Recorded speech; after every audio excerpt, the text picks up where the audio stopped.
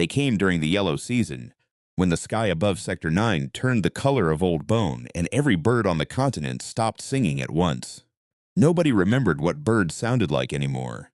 That detail mattered less than it should have. Cale Renix remembered the silence, though. He'd been 17 when the Vorkai arrived, crouched behind a rusted water tank on the roof of his mother's building, watching the first drop pods crack open over the industrial district. He'd expected fire. He'd expected the ground to shake. Instead, there was just that silence, spreading outward from the landing sites like something spilled, and then the yellow haze rolling in behind it. A chemical dispersal their biologists wouldn't fully catalog for another 3 years, by which time the Vorkai had already divided what remained of human civilization into sectors, each one administered by a Vorkai compact controller and staffed, shamefully, efficiently, by human enforcement agents called clearers. The Vorkai were not conquerors in any human sense of the word. They did not plant flags. They did not make speeches. They simply organized. They drew lines on maps and assigned numbers to neighborhoods, and built a hierarchy so clean and so total that within 18 months, most humans had stopped thinking of it as occupation and started thinking of it as how things were. Cale had become a clearer at 22 because the alternative was zone labor, and zone labor meant the processing centers, and the processing centers meant you never came back the same. He was good at the work. That was the problem, and also, eventually, the solution. He operated out of Sector 9, Subblock 201, which was administered by a Vorkai controller named Oxenval, called Oxon by the humans who worked under it, because Vorkai names were built for a vocal apparatus that had 4 laryngeal chambers and no lips. Oxon was efficient even by Vorkai standards. It ran 201 like a machine that had been maintained so rigorously it had forgotten it was ever built. Clearers worked on contract rotation. Targets were assigned by the compact registry. Payment arrived in resource tokens that could be exchanged for food, space, and immunity from the yellow dispersals that still occasionally rolled through the outer blocks when population density crossed Oxon's preferred threshold. Cale had never asked what the dispersals actually did. He'd told himself for years that this was professionalism. The morning everything changed. He was sitting in the back corner of a supply cantina on Block 44, eating rehydrated protein paste from a foil packet and watching a woman at the counter get her arm twisted up behind her back by one of Oxon's senior clearers, a man named Varsh who had 3 contract kills to his name that month and wore his resource tokens on a chain around his neck like a statement. The woman wasn't armed. She'd spilled something. That was the whole story. Cale watched for 6 seconds. He counted them because he'd trained himself to count, to pause before acting, because acting without pause had a cost and he'd paid it before. 6 seconds was his limit. At 7, he stood up, crossed the room, took Varsh's wrist in a grip that used the nerve cluster just below the ulna, and applied approximately 40% of what he was capable of. Varsh let go of the woman. "Walk away," Cale said. Varsh turned around and looked at him the way men look at someone who has just made a mistake that they themselves are going to profit from. He had 4 inches and 20 pounds on Cale, and the expression of a man who had recently been told he was important. "You just ended your contract rotation," Varsh said. "I know," Cale said. He wasn't wrong. By that evening, the registry notification had come through. Contract suspended, assets frozen, relocation to zone labor pending a behavioral compliance review. Cale read the notice once, folded it into the foil from his protein packet, and went to find Stanton. Stanton Vey had been the best clearer in 201 for about 3 years before a target had turned out to be a child, and Stanton had turned out to be someone who couldn't do that, regardless of what the registry said. He'd finished the mission incomplete, which in registry language meant he'd walked away from a sanctioned contract, which meant Oxon had put his name on a termination list. He'd been living in the maintenance tunnels under Block 77 since, surviving on what he could trade and what he could take and the occasional mercy of the few humans left in 201 who still thought mercy was a viable life strategy. Cale found him in the tunnels the way he always found him, by going to the 3rd junction past the water reclamation node and knocking twice on the pipe with a piece of rebar in the specific rhythm that Stanton had insisted on, and that Cale had made fun of the first 4 times, and had now been using for over a year without complaint. 2 knocks back. Stanton looked worse than the last time. There was a cut along his jaw that had healed badly, and his eyes had the particular flatness of a man who had been sleeping in 4-hour intervals for too long. He was eating something that appeared to be a root vegetable, and he did not offer to share it, which was fine because Kale had not come for the root vegetable. They suspended my rotation, Kale said. I heard. How did you hear? You live in a pipe. People talk to me. Stanton had that quality, the thing that made people want to tell him things.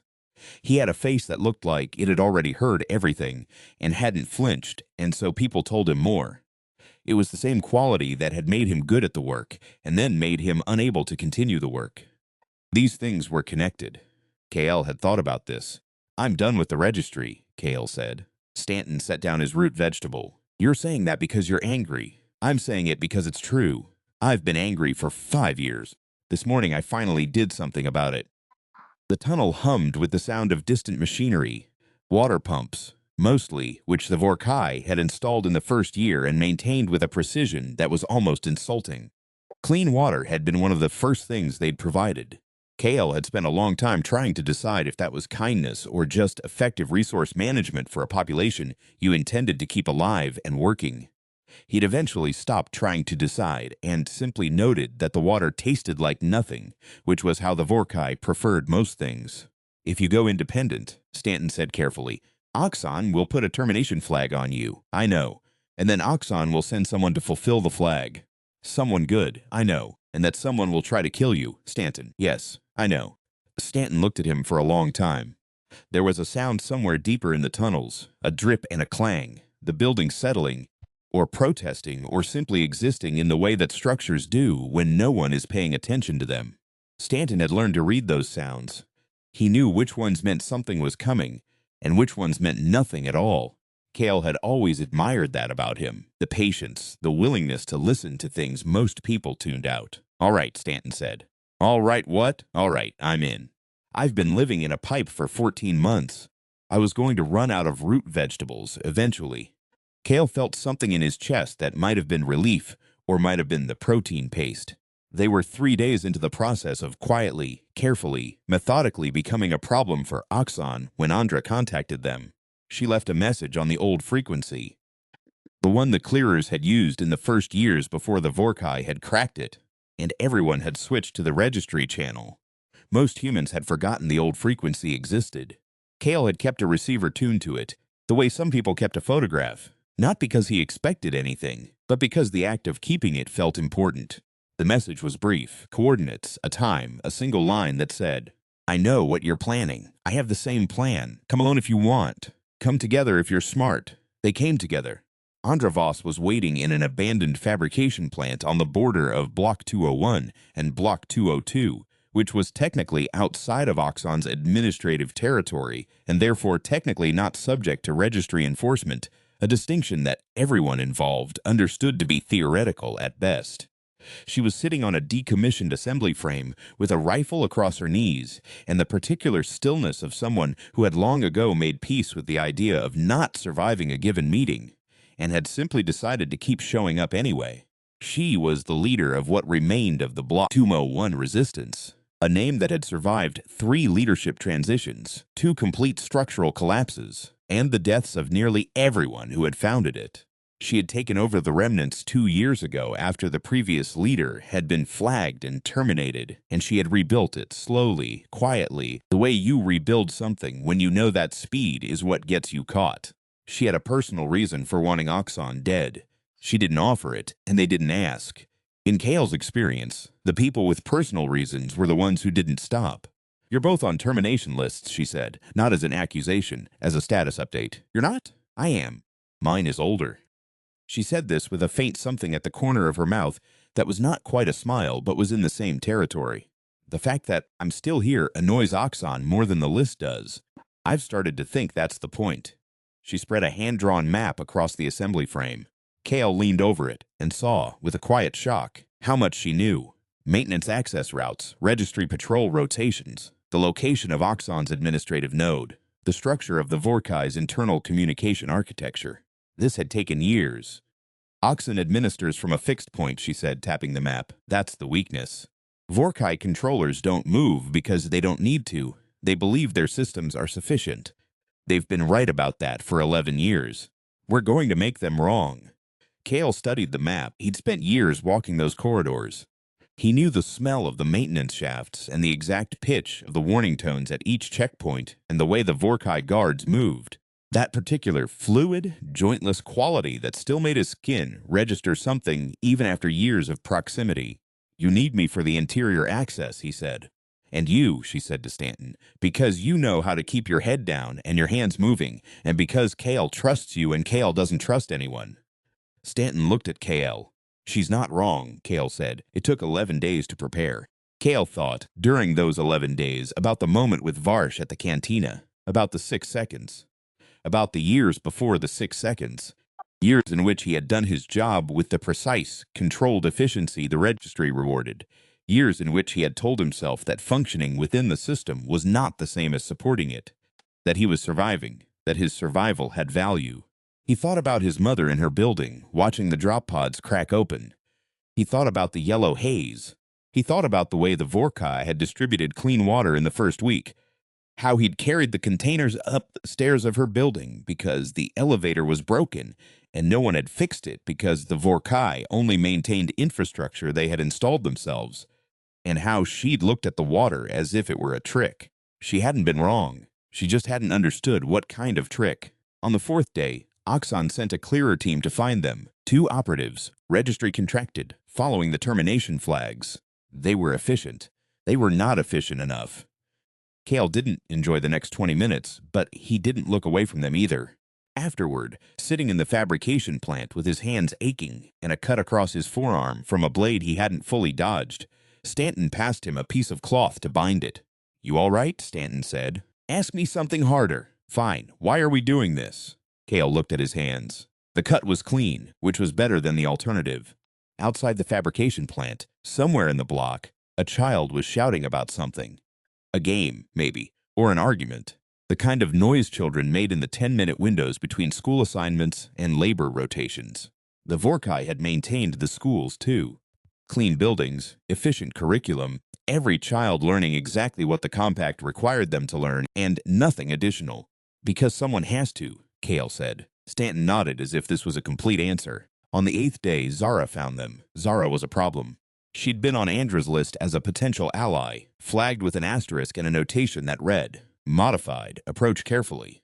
Kale had read that notation and spent a day trying to figure out what it meant before Andra explained that Zara had undergone a registry modification procedure, one of the genetic enhancement protocols that the Vorkai had quietly introduced 3 years ago, available to clearers in exchange for extended contract commitment. Enhanced reflexes, neural acceleration, the ability to process threat data faster than unmodified humans. Most of the modified clearers had become the most reliable enforcers in Oxon's system. Zara had taken the modifications, honored her extended contract through to the last hour, and then walked away and disappeared into the outer blocks. "She's not loyal to Oxon," Andra said. "She's not loyal to anyone," Kale said. "That's different, which makes her exactly what we need." Zara arrived at the fabrication plant on the 8th evening, coming in through a roof access point that none of them had known existed, dropping silently to the floor and standing in the shadows until Kale, who was on watch, noticed her and came very close to doing something he couldn't undo. She was quieter than a person had a right to be. She watched everything with eyes that processed in the specific way that modified systems did, not blinking at the normal rate, tracking small movements that regular attention would have smoothed over. She looked at Kale's bound forearm, and then at Stanton's current position, and then at Andra's map with the thoroughness of someone running a calculation. "The maintenance shaft on level 3 will be guarded after the 22 rotation," she said. "Your timing is off by 4 minutes. Andra looked at her. "You've seen the plan. I've been watching you for a week. Why didn't you announce yourself?" Zara appeared to consider the question seriously. "I wanted to know what kind of people you were before I decided to help you." "And? Stubborn," she said. "Poorly equipped. Not wrong about the target." She paused. "The woman at the cantina," she said to Kale, "on block 44. I was in the next room." Kale said nothing. "Varsh would have broken her arm. He does that. It's permitted under Registry Code 7.4. Enforcement prerogative within a contractor's operational zone." She said it the way you read a rule aloud to make clear how contemptible the rule is. "You've been doing the job for 5 years. That was the first time you stopped him." "I know. What changed?" He thought about his 6 seconds, about the counting. about the years it had taken him to get to the point where 6 seconds was his limit and not 7 or 8 or indefinitely. "I got tired of waiting for someone else to be angry first," he said. Zara looked at him. Then she walked over to the map, studied it for 30 seconds, and started pointing out 3 additional entry vectors that none of them had identified. On the 11th day, they went in. The approach happened in 2 stages. Cale and Stanton took the maintenance shafts. Tunnels he knew by touch, by the specific vibration of the pumps, by the distance between junction points that he'd measured in footsteps over years of operational movement. Stanton counted under his breath. Not the seconds the way Cale did, but the junctions, his own method, his own rhythm. Cale had made fun of Stanton's methods once, years ago. He couldn't remember why. Andra and Zara came in through the secondary access, the route that should have been guarded and wasn't, because Zara had, with a precision that made the whole thing feel unreasonably calm, removed the relevant personnel from the relevant positions 40 minutes prior. The Vorkai administrative node was on the 3rd floor of the central registry structure, a building the Vorkai had not built but had efficiently repurposed, a preoccupation municipal archive, whose thick walls and redundant internal systems had apparently met their specifications.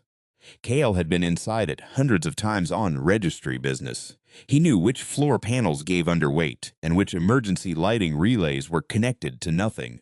He knew where Oxon was positioned when it processed registry assignments, and he knew what time the processing cycles ran, and he knew that during a processing cycle, a Vorkai controller was, for approximately 90 seconds, running at reduced external awareness while its internal calculation systems handled the output load. He'd noticed this 3 years ago. He'd filed it away the way he filed everything in the part of his mind he'd built for things that were not relevant yet. 90 seconds was not much. It was enough. They came together in the corridor outside Oxon's processing chamber at 23:14, 4 minutes later than the original plan and precisely on Zara's revised schedule. Stanton had a compression device that Andra had sourced from a contact in the outer blocks. Not a weapon the registry would have sanctioned, cobbled together from parts that the Vorkai had discarded as insufficiently standardized, which meant that almost nothing about it matched their predictive threat models. Cale had his hands and his knowledge of the space and the particular cold calm that came over him when everything that had been building for years finally had somewhere to go. Zara put her palm flat against the door sensor. "A modified registry credential," she said quietly. "They never deactivated it. They assumed I would either return to service or die." "Which did they think was more likely?" Stanton asked. "Die." She pressed her palm against the sensor. "They're bad at estimating humans." The door opened. Oxon was mid-cycle. The Vorkai controller occupied the center of the chamber in the way that controllers occupied spaces. Not quite sitting, not quite standing. Its 4-limbed frame arranged in the resting configuration that translated, as closely as anything in human terms could, to focused attention. Its surface colorations were cycling, which meant deep processing. Its external vocalization apparatus was inactive. Cale had 90 seconds. He moved. What happened in those 90 seconds was neither clean nor particularly elegant. It was human in the most specific sense, improvised, partially incorrect, corrected in motion, driven by the accumulated weight of 11 years of watching a system function and knowing exactly which load-bearing points it had never thought to reinforce because it had never imagined anyone would reach them. Stanton hit the communication relay node with the compression device at the 13-second mark, cutting Oxon's external broadcast capability. Zara covered the 2 access points with a speed that was not entirely comfortable to watch. Andra moved to the registry terminal and began the process of broadcasting the administrative shutdown sequence that she'd spent 2 years quietly reverse engineering from intercepted compact protocols. At the 50-second mark, Oxon's processing cycle ended and external awareness returned. Cale was standing directly in front of it. The Vorkai controller regarded him with its sensory cluster, that particular dense arrangement of receptor nodes around the upper frame that served the functions human faces served, translating information about the world outside into something the creature could use. There was no expression there, not in any human sense, but Cale had spent 11 years watching Vorkai, and he had learned to read the quality of their attention. Oxon was surprised, not alarmed. Surprised. The distinction mattered to Cale more than he had expected it to. Alarm would have meant the controller had considered this possibility and prepared for it. Surprise meant it had not. 11 years of total administrative control, and Oxon had not imagined that 3 contract killers and the last remnant of a resistance movement it believed broken could walk through its door. You operated within the system for many years, Oxon said. Its translation unit rendered the words in flat, serviceable human language, stripped of whatever tonal complexity the original might have carried. Your behavioral profile indicated compliance. I know what my profile said. You were an efficient resource. I know. What changed? Cale thought about this. He thought about the 6 seconds, and the counting, and the years of telling himself that waiting was the same as strategy.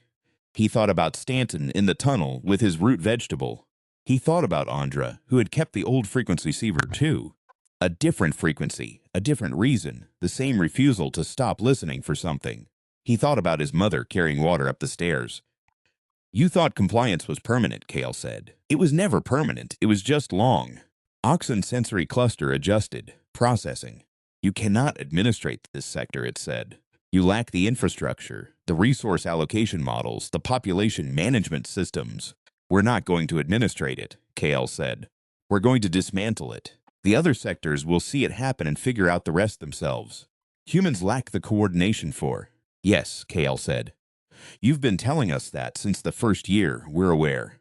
We find it motivating.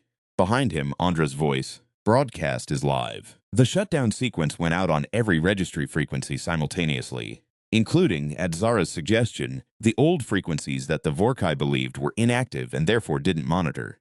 Every block in 201, every connected node in the surrounding sectors.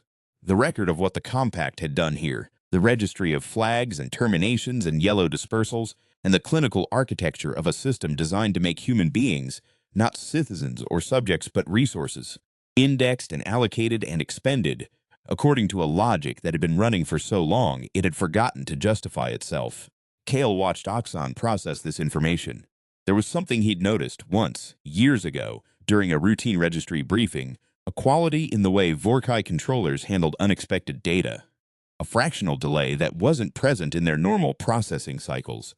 A pause that existed at the intersection of data and implication, where the numbers stopped being numbers and started meaning something. He'd thought about it sometimes, late in the maintenance tunnels when he couldn't sleep. He'd wondered if that pause was the closest thing Vorkai had to what humans called a feeling. He watched Oxon pause. You understand, the controller said, that the compact will respond. Yes. You understand that this sector's population will face significant administrative consequence. They've been facing administrative consequence for 11 years. The difference is that now they'll know it. The pause again, longer this time. Your resistance is not strategically viable, Oxon said. The probability models do not support. Run them again, Cale said. He said it without anger. He'd moved past anger 3 days into the 11-day preparation. Somewhere around the time he'd finished binding his forearm, and Stanton had passed him the cloth without asking for an explanation, and Zara had added her 3 entry vectors to Andra's map with the particular quiet of someone who had been carrying a direction for a long time and had finally found a way to point it. The anger had become something else, a kind of settled, unimpressed certainty that was harder to argue with because it didn't need to be defended. Oxon's surface coloration cycled, processing, recalculating. Cale waited. He was good at waiting. He'd had practice. What the controller said next, he didn't fully understand. The translation unit rendered it as something between a strategic concession and a recategorization request. Compact administrative language for a situation that had apparently required a new entry in their behavioral taxonomy. It took him until later that night, sitting in the fabrication plant while Andra managed the incoming signals from the other sectors and Stanton slept against the assembly frame, with his mouth slightly open, and Zara stood at the window watching the skyline with her modified attention to understand what had actually happened. The Vorkai had built their model of human behavior on 11 years of data, clean data, well-maintained, regularly updated. They knew what humans did under pressure and under compliance and under threat and under reward. They had a category for defiance. They had a category for violence. They had a category for organized resistance. They did not have a category for what Cale and Stanton and Andra and Zara were, exactly, not because the behavior was unique, but because the combination was. The grudge holder who had stopped counting seconds. The man who couldn't kill a child and had spent 14 months in a pipe not regretting it. The woman who had kept the frequency on and never stopped building towards something she might not survive. The modified weapon who had chosen to be modified on her own terms and had waited until she knew what kind of people were worth pointing herself at. The compact's probability models had calculated each of them individually. It hadn't calculated what they added up to.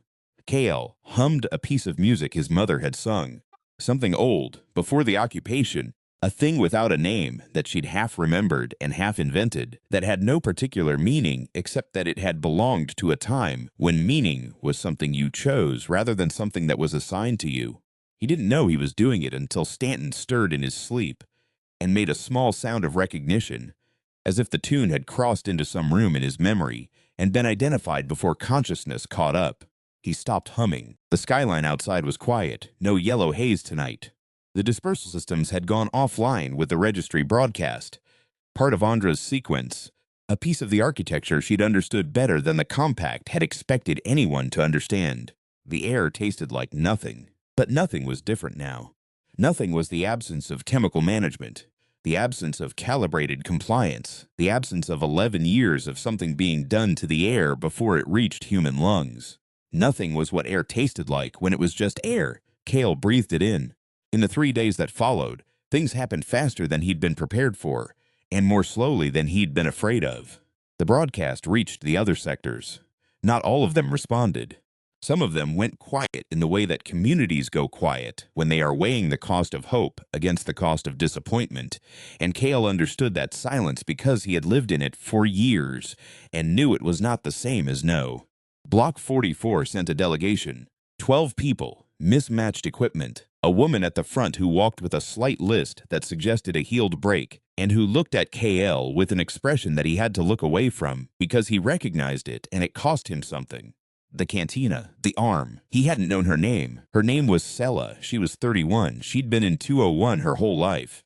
She'd watched the drop pods the same way he had, from a different rooftop, 7 blocks away in the same silence. "We heard the broadcast," she said. "How many of you?" "Enough." She glanced at the fabrication plant, at Andra's map now covered in new marks, at Stanton refilling water from a hand pump with the calm competence of a man who had spent 14 months learning to make do. "We don't know how to do what you're doing." "Neither did we," KL said. "We learned. People will get hurt." "Yes." She looked at him. He did not dress it up. There was no version of this where people didn't get hurt. The compact would respond. Oxon had been correct about that, and the response would come, and there would be a cost. Kale had stopped pretending the cost was something other than what it was. The only thing he'd stopped pretending was that the cost of doing nothing was 0. "All right," she said. The same words Stanton had said in the tunnel, in the same tone, not enthusiasm, not certainty, something more durable than both. He nodded. In the evenings, after the logistics work was done and the communication channels were quiet, Kale walked the perimeter of what had been Oxon's administrative territory and was now something that did not yet have a name.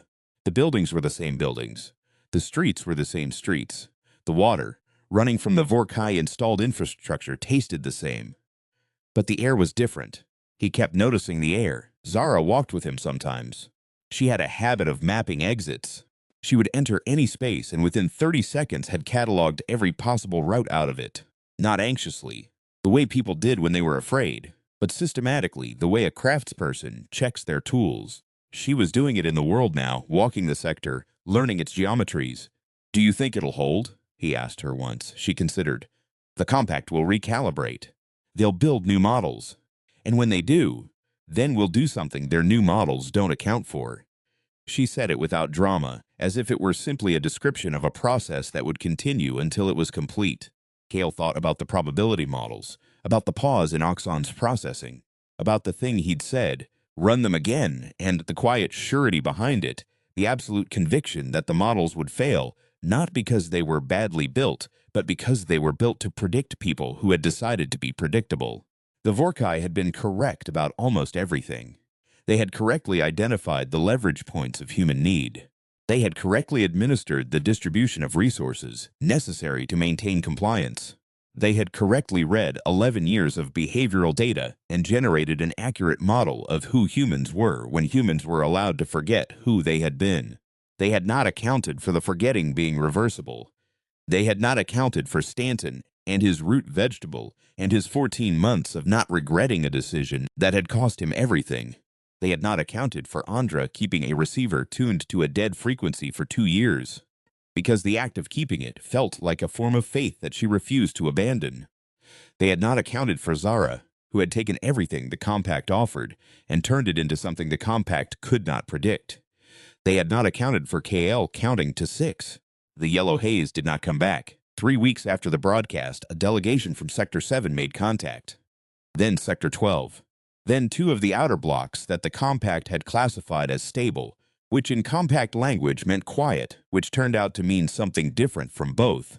Kale sat in the fabrication plant and read the messages and thought about all the other rooftops, all the other people watching the same sky in the same silence, all the years of not yet that had been accumulating in the spaces between compliance and extinction like a resource the compact had never thought to measure. He thought about what Oxon had said. You cannot administrate this sector. You lack the infrastructure, the resource allocation models, the population management systems. He thought, you're right. We don't want to administrate it. We want to live in it. He thought about the difference between those two things and how the Vorkai, for all their processing capacity, had never fully grasped it, that there was a mode of human existence that was not administration, that did not run on optimization models, that could not be mapped by probability calculations, because it was built on the precise things that probability calculations smoothed away, the stubborn, irrational, inefficient, profoundly human insistence on choosing, even badly, even at cost, even in the dark. The choosing was the point. The choosing was always the point. On the 31st day, the compact sent an administrative response unit, not the full military response that Oxon had predicted, which told KL something about how the compact was reading the spread of the broadcasts, about how many sectors had gone quiet in their own way, about the calculation they were running now versus the calculation they'd been running before. The response unit was substantial. It was not sufficient. It was not sufficient. Because when it arrived to a sector that had been preparing for 31 days with people who had spent 11 years learning the terrain down to the angle of light at each hour of the day, and the weight of footsteps on each floor panel, and the way sound traveled through the maintenance shafts in ways that made distant things audible and near things confusing. It was not sufficient, because Zara had spent 31 days cataloging every exit and every approach vector, and every load-bearing element, in every critical structure in a 6-block radius, and she had shared that knowledge with 73 people who had spent those same 31 days learning it.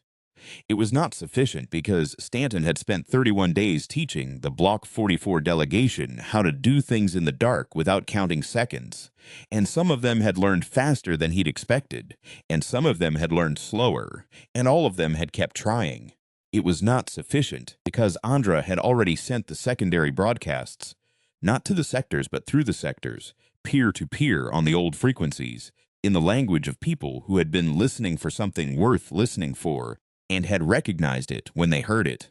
And it was not sufficient because Cal Renix had spent 11 years becoming precisely the resource Oxon had assessed him to be, and now he was something else. And the distance between those two things was everything, and he knew how to use it. After, when the administrative response unit had withdrawn and the counts were being taken, and Sella was coordinating the medical resources with a precision that suggested she'd been running quiet logistics long before anyone asked her to, KL went to the roof. The same roof. Not his mother's building, that was 12 blocks north, and he'd see it tomorrow, but a similar roof, similar height, similar angle on the sky. He sat where he might have sat at 17 if he'd been here instead of there, watching. No drop pods tonight. No yellow haze, just sky. The actual sky, which he kept forgetting existed in the way you forget things that have always been true but that you've spent a long time not looking at. The air tasted like nothing. He breathed it in and held it and let it out and breathed it in again. This stupid, animal, essential act, this thing that required no administration and no probability model and no registry sanction, this pure, undeniable proof that whatever else had been taken and whatever else remained to be taken back, this was still his. He heard Stanton come up behind him. Stanton sat down next to him, without speaking, the way Stanton did things, without announcement, without ceremony, just present. They sat for a while. Below them, the sector made its sounds, Human sounds, mostly. Arguments and laughter and the noise of things being moved and built and negotiated over, the complicated, inefficient, improbable music of a place deciding to be a place again. How many? Cale said. Stanton had done the counts. 11, he said, our side. 42 theirs. Cale nodded. 11. He let the weight of it sit where it needed to sit. Sela's handling it, Stanton said. I know. She's good at it. I know. Stanton was quiet for a moment. The sector kept making its sounds. Your mother's building, Stanton said. You going tomorrow? Yes. She know yet? Not yet. He'd send word in the morning. He was trying to figure out what to say. Not the facts. The facts were easy, but the thing underneath the facts. The thing that was not quite an explanation and not quite an apology for the years of working within the system, for the years of telling himself it was survivable and therefore worth surviving. He'd been trying to find the right words since the 31 days started and had not found them yet. Maybe the words weren't the point. Maybe he'd go, and she'd be there, and he'd hand her something. Not tokens, not resource allocation, not water provided by a compact that managed populations the way accountants manage ledgers. Something that didn't have a registry category. Something like, I stopped counting at 6. Something like, the air is different. Something like, it's not over and I don't know what happens next, and here I am anyway, the same as I've always been, just done waiting. He hummed the tune. Half remembered, half invented, his mother's gift, belonging to nothing and everything. Stanton, next to him, made a small sound, not quite recognition, not quite not, and they sat together on the roof of the unnamed sector under the actual sky, and below them something that had been a resource allocation zone was figuring out, slowly, badly, stubbornly, what it wanted to be instead. The air tasted like nothing. It was the best thing Cale Rennox had ever breathed.